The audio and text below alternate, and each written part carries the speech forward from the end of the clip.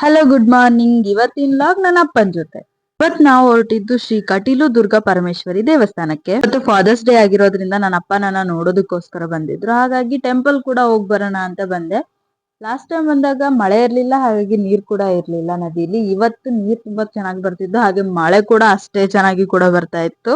ಯಾವಾಗ್ಲೂ ಜನ ತುಂಬಿಕೊಂಡಿರೋ ಈ ದೇವಸ್ಥಾನದಲ್ಲಿ ಒಳಗಡೆ ದರ್ಶನ ಮಾಡುವಾಗ ವಿಡಿಯೋ ಮಾಡೋಕ್ ಪರ್ಮಿಷನ್ ಇಲ್ಲ, ಹಾಗಾಗಿ ನಾನ್ ಕೂಡ ವಿಡಿಯೋ ಮಾಡ್ಲಿಲ್ಲ. ನಾಗಪ್ಪಂಗ್ ಒಂದ್ ಕೈ ಮುಗಿದು ಸೀದಾ ನದಿ ಹತ್ರ ಬಂದು ನದಿನ ನೋಡ್ಕೊಂಡು ಸ್ವಲ್ಪ ಫೋಟೋಸ್ ಎಲ್ಲ ತಗೊಂಡು ನಾವು ಸೀದಾ ಹೊರಟಿದ್ದು ಭೋಜನ ಶಾಲೆಗೆ. ಸ್ವಲ್ಪ ವೆಯ್ಟ್ ಮಾಡಿದ್ಮೇಲೆ ಸೀಟ್ ಸಿಕ್ತು, ಹೋಗಿ ಕುತ್ಕೊಂಡು ಊಟ ಮಾಡೋದಕ್ಕೆ ಶುರು ಮಾಡಿದೆ.